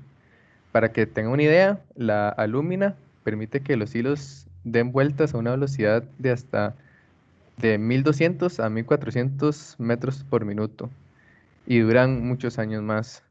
Y en otro caso, en el poliuretano, a esas velocidades se logra mantener una vida de pocos meses, para que vean un poco la diferencia entre utilizar el poliuretano y las cerámicas avanzadas, ¿verdad? Otra ventaja que dan las cerámicas avanzadas es que por sus selantes covalente iónicos, que contienen oxígeno, logra pasar las fibras sintéticas en el proceso por atracción electrostática. Luego existen otras aplicaciones dentro del área textil, como la de air blasting o chorro de aire, que sirve para alinear y agrupar lotes de estas fibras que se trabajan en esas máquinas, en donde un flujo de aire es disparado desde el lado de la cerámica para montarla correctamente. Por otra parte, también las tijeras de empalme de óxido de circonio se utilizan en las bobinas. Se utilizan microscopios para ver si son muy delgadas o anchas. Ya puede pasar a la siguiente diapositiva. Luego en el lado de la metalurgia, en la conformación de alambres metálicos no ferrosos. En este caso se utiliza desde cables de alto voltaje hasta líneas para teléfonos, cables eléctricos que alimentan diferentes circuitos y entre otros más. Usualmente esos cables son hechos de cobre, ¿verdad? Y se empezó a implementar a usar cerámicas avanzadas. Todos esos cables finos empiezan el proceso como un cable crudo en la fundición. Se cuela una barra a partir del metal líquido en un proceso continuo. El resultado de la varilla de alambre fundido tiene un diámetro de 8 milímetros y durante este proceso se alcanza una temperatura de hasta 800 grados Celsius. Las cerámicas avanzadas logran de manera efectiva aguantar estas complicadas condiciones y van así ser una herramienta relativamente económica en relación a su tiempo de vida. Por esto, ahora las guías indican que para los alambres crudos se utiliza el óxido de circonio o el nitrito de silicona, porque estos dos son materiales que logran aguantar altas temperaturas y junto con la resistencia al desgaste demuestran que es mejor la utilización de las cerámicas sobre los metales en muchos casos. También se tiene en cuenta que a estas temperaturas el producto sin terminar se puede fundir con los rollos metálicos, lo que a veces logra dañar los mismos, incluso llegar a romperse. Y eso que ven en la imagen, pues son máquinas dibujadoras de cables. Estos rollos los rollos que hacen los cables están hechos de óxido de circonio. Como se puede ver ahí, los rollos transfieren fuerza a los cables y en estos casos es en donde dichos cerámicos técnicamente son muy útiles, porque estos rollos, como mencioné anteriormente, logran aguantar más tiempo, más fuerzas, ¿verdad? Ahí mencionan sobre unos dibujos de cono, que lo menciona como una solución inteligente en el libro. Entonces dice que los diferentes diámetros compensan los cambios en el largo de estos cables, por lo que logran aguantar estas fuerzas. Los manufacturadores producen estos conos de compuestos cerámicos en combinación con compuestos metálicos. Sin embargo, es importante que las piezas hechas de cerámica sean las que están en contacto directo con el cable que se está produciendo. Estos cables sufren varios procesos, entonces después se mandan los cables al baño de pintura simultáneamente. Los especialistas usan estos platos cerámicos con guías paralelas como separadores y se le hace un baño. Entonces lo que se hace es que se enrolla el cable sobre un núcleo sólido, lo que crea una soldadura con el cable, y luego se enrolla dicho cable sobre un núcleo divisible al que puede ser removido. Y puedes pasar ya a la siguiente. ¿Okay? Luego otra aplicación es el mecanizado con cerámica de corte. Esto es que se usa cerámica para realizar corte de diferentes piezas o diferentes procesos como el torneado, el fresado y el taladrado, que son algunos de los métodos en los que se utiliza en la industria metalúrgica. El proceso de mecanizado se transforma los espacios en blancos y mecanizar en piezas de trabajo listas para instalar y que se pueden utilizar en la industria automotriz como discos de frenos, placas de presión de embrague, carcasas de diferenciales, discos de volantes, bloques de cilindros o en realidad en aplicaciones de ingeniería mecánica en general, ¿verdad? Las herramientas utilizadas en los métodos de procesamiento mencionados están equipados con insertos de cerámica, ya que garantizan las velocidades de procesamiento más altas posibles al tiempo que mantienen la máxima productividad y economía. Esa pieza bueno, la foto que ven ahí, es una herramienta de corte con inserto de cerámica. Entonces, como mencioné anteriormente, las cerámicas logran aguantar fuerte en estas condiciones, por lo que usualmente tienen muchos más años de vida. Por eso es que se han estado implementando. Tanto las cerámicas de óxido como otros tipos de cerámicas se establecieron con materiales de corte, como el CERMET, el nitruro de silicio y materiales de corte como el CIA-. Se ha observado avances en el campo de las cerámicas en el nitruro de silicio. Las cerámicas revestidas, que son materiales de corte a base de silicio, también se han utilizado durante bastante tiempo, que completan el espectro de uso de materiales de corte cerámicos y que también abren campos en aplicaciones adicionales. Cada una de estas cerámicas de corte se caracteriza por su propio perfil de propiedad específico. Entonces, se encuentran aplicaciones como el mecanizado de alta velocidad y alto rendimiento de materiales de hierro fundido, como el hierro fundido gris y el hierro fundido dúctil. Y además, los CEMETs se utilizan para tornear acero endurecido y hierro fundido refrigerado. En resumen, de corte cerámica se puede decir que las cerámicas de óxido que utilizan alúmina con depósitos de partículas de óxido como base para aumentar la tenacidad, para tornear y ranurado en condiciones uniformes. Por otra parte, debido a su mayor proporción de materiales duros como el cianuro de titanio, al mezclar las cerámicas demuestra una dureza en caliente mejorada y se considera superiores para los pasos finales del acabado de procesos como el torneado. Si quieres puedes pasar ya a la siguiente. Luego también se usa la cerámica para soldar. Entonces, en la soldadura, bueno, es un procedimiento estándar para unir piezas metálicas. Los materiales utilizados en el proceso de unión son altamente exigidos en tensión. Entonces, al seleccionar el material adecuado, se debe tomar en cuenta una serie de diferentes criterios para cumplir con las altas exigencias en cuanto a resistencia al desgaste, vida útil y economía que se requieren. Y de nuevo, en este campo, la cerámica ha demostrado repetidamente ser un material muy valioso, basado en su extraordinaria dureza, resistencia al choque termal, excelente capacidad de insuflación eléctrica, elevada resistencia a la temperatura y así como su alta resistencia a la compresión y tenacidad. En este proceso se utilizan 3 tipos diferentes de cerámica, que son la alúmina, que se utiliza particular para boquillas de gas de plasma, el óxido de circonio, estabilizado con itrio, y el material más estándar para los pasadores de soldadura, que mencioné. Y por último, el último material que se ha introducido recientemente es el nitruro de silicio. El nitruro de silicio es capaz de reducir significativamente el desgaste de la herramienta sometida a niveles extremos de tensión durante el proceso de soldadura, como rodillos de soldadura o para pasadores de soldadura. Y en la imagen en la que pueden ver ahí, son componentes cerámicos que se utilizan para soldar. Puedes pasar a la siguiente diapositiva.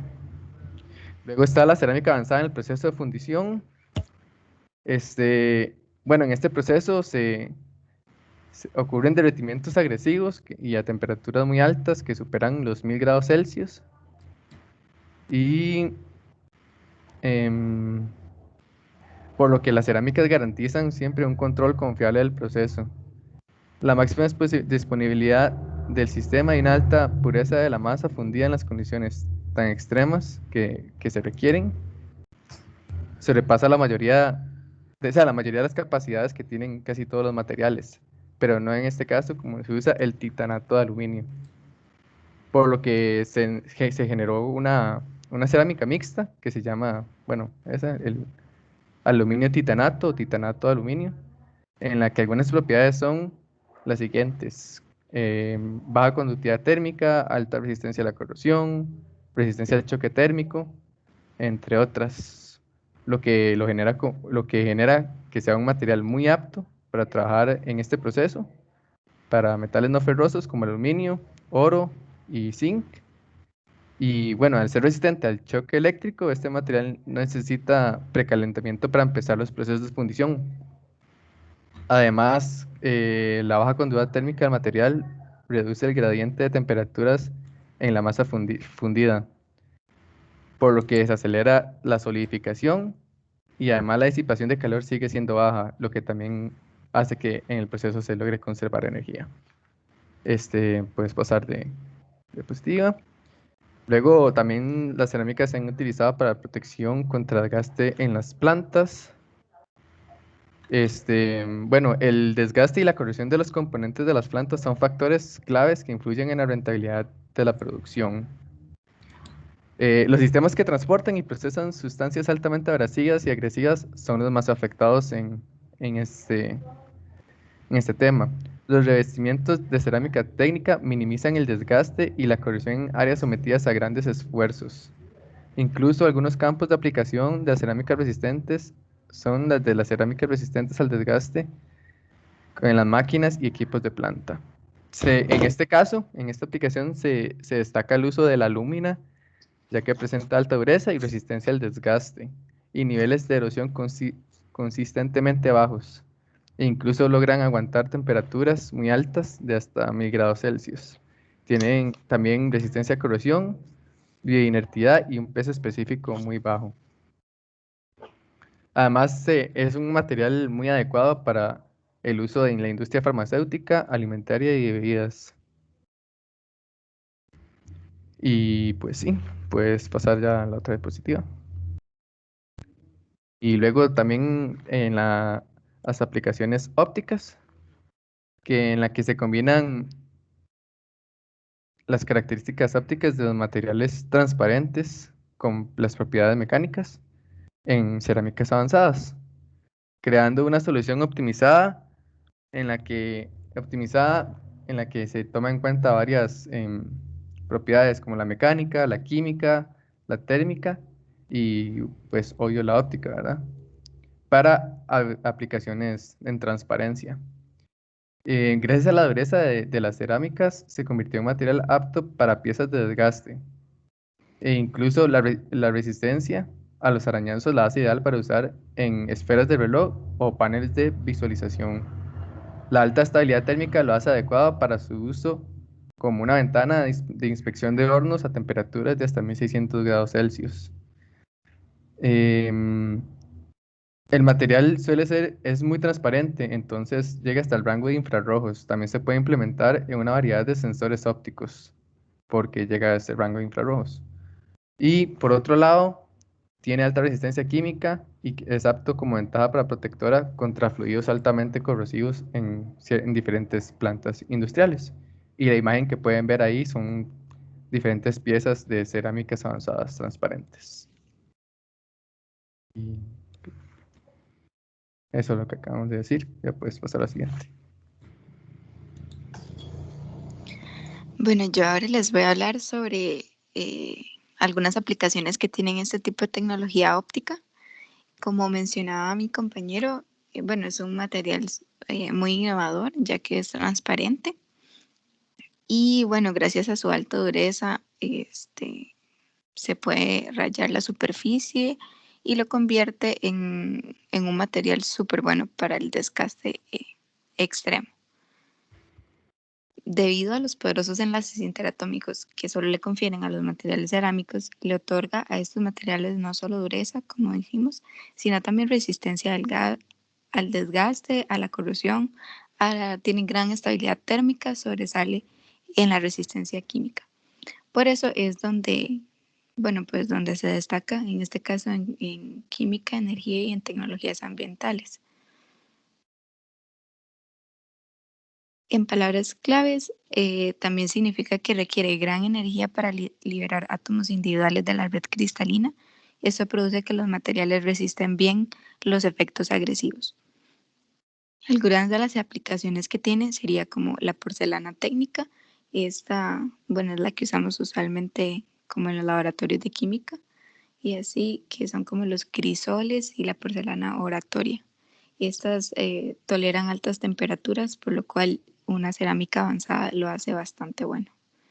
También están los cojinetes de cerámica, sellos y discos reguladores, que hoy en día son de gran importancia porque de utilizar cerámica avanzada, porque requieren que se requieran bombas para transportar estos medios corrosivos y abrasivos. Y en los portadores de catalizador también tiene gran importancia porque en la actualidad muchas materias primas y productos de la industria química solo pueden producirse por métodos catalíticos. Entonces estos son como sustancias que facilitan o aceleran la reacción química sin ser consumidas en el proceso. Sin embargo, esto suele ser bastante caro. Si quieres, pasasla. Ok. Las cerámicas también se utilizan, son de vital importancia en el área de ingeniería eléctrica y electrónica, ya que desempeñan un papel clave. La cerámica aísla muy bien el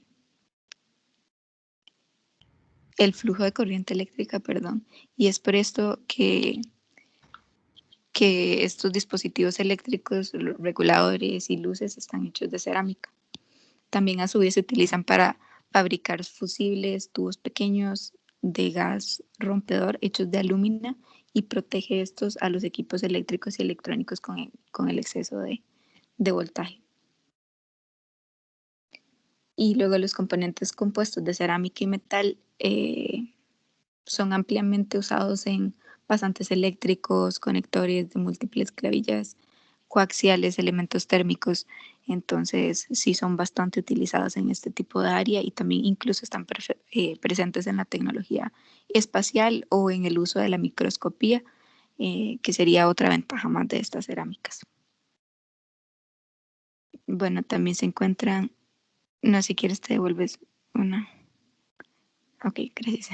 También está, bueno, la cerámica técnica, que ya es como para la construcción de circuitos integrados, que se usan con gran, sí, o sea, frecuentemente en la actualidad, porque, bueno, tienen gran conductividad térmica, resistencia mecánica y aísla muy bien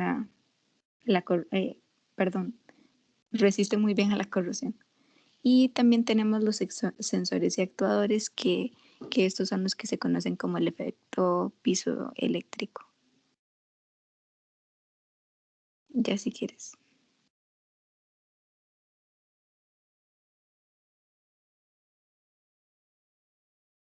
Ok, continuando con las aplicaciones, muchas de estas aplicaciones de estas cerámicas se aplican, por ejemplo, en lo que es la protección balística.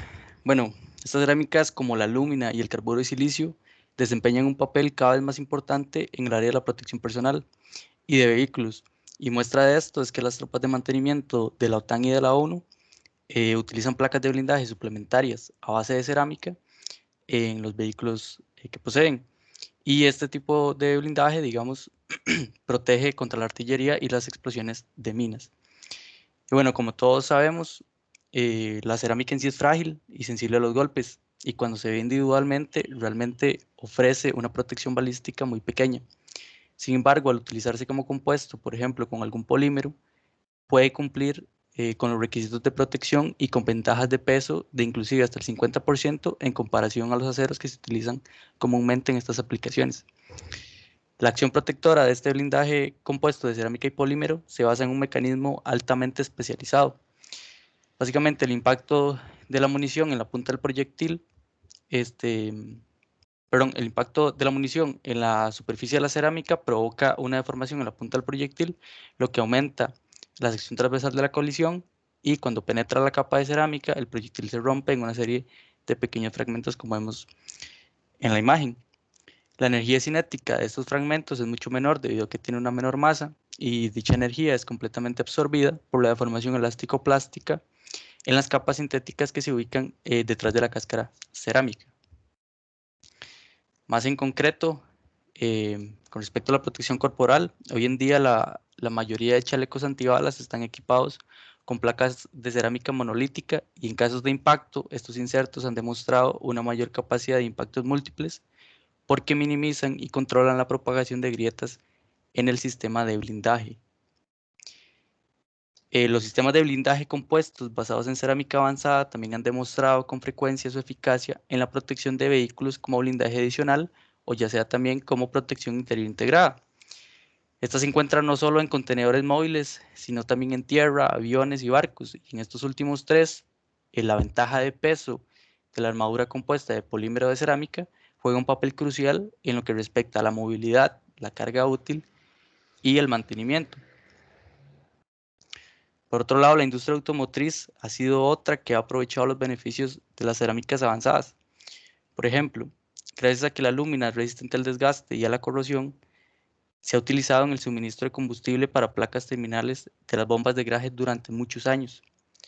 Otros ejemplos de la eficacia de la lúmina incluyen componentes de desgaste para una amplia gama de bombas.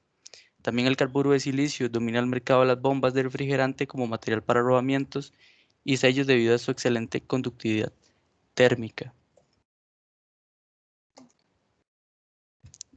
Dado que el óxido de circonio presenta coeficientes de expansión térmica similares a los del acero, es fácil de combinar con este material y por eso se utiliza para producir cojinetes de fricción. Debido a la resistencia a la temperatura y a las propiedades tribológicas positivas obtenidas a través del acoplamiento del óxido de circonio y el acero, permite que los cojinetes de alta temperatura funcionen sin algún tipo de lubricación. Otra aplicación, debido a las propiedades mecánicas sobresalientes, como lo son la resistencia mecánica, la tenacidad y la resistencia a la tracción que presenta el nitruro de silicio, estas permiten que este material sea utilizado en aplicaciones con una alta tensión de contacto o de impacto, y debido también a su baja densidad ofrece beneficios adicionales, particularmente en aplicaciones dinámicas. Estas características hacen que el nitruro de silicio sea el material ideal para ejecutar estrategias de reducción de tamaño de los fabricantes de automóviles. O sea, ¿qué quiere decir esto? Básicamente reducir el tamaño del motor y al mismo tiempo aumentar lo que es la densidad de potencia. Bueno, otra industria que también se ve beneficiada es la industria médica. Y bueno, se sabe que las reacciones alérgicas al metal son otro aspecto a considerar más en un proceso de implantación. Y si los pacientes son alérgicos a los componentes metálicos del implante, la cerámica biológicamente inactiva es una alternativa muy viable a los sistemas estándar de cromo-cobalto. Otro desarrollo más es el sistema de monobloque, que consiste en un compuesto preunido que comprende un inserto de cerámica y una copa de metal y presenta un espesor de pared de tan solo 5 milímetros. Por otra parte, los científicos también están desarrollando discos invertebrales artificiales que, cuando se combinen con el anclaje óseo correspondiente, no producen ningún artefacto en la tomografía por resonancia magnética. Y finalmente, también encontramos múltiples aplicaciones en lo que es el área dental, y es que la lúmina translúcida, fabricada a partir de polvos nanoescala, es un material transparente y por lo tanto se utiliza con frecuencia como material para los brackets utilizados en el proceso de ortodoncia. Esta tecnología hace que los aparatos ortopédicos, que hoy en día son utilizados por muchos adultos, sean prácticamente imperceptibles. Y bueno, para tratamientos especiales se utilizan lo que son alúmina de alta pureza, alúmina endurecida con circonio o circonio endurecido con alúmina, y este último presenta propiedades destacables como lo son su extrema dureza y su excelente resistencia mecánica. Entonces eso sería. Muchísimas gracias. Muy bien, muchas gracias. Quedamos por acá y seguimos mañana si Dios lo permite. Buenas tardes. Gracias, profe. Buenas tardes, Gracias, profe. profe, por ahí. Profe, hoy no iba a poner la guía del examen. Mañana lo hablamos. Ok, profe, gracias. Hasta Muy luego. bien. Hasta luego.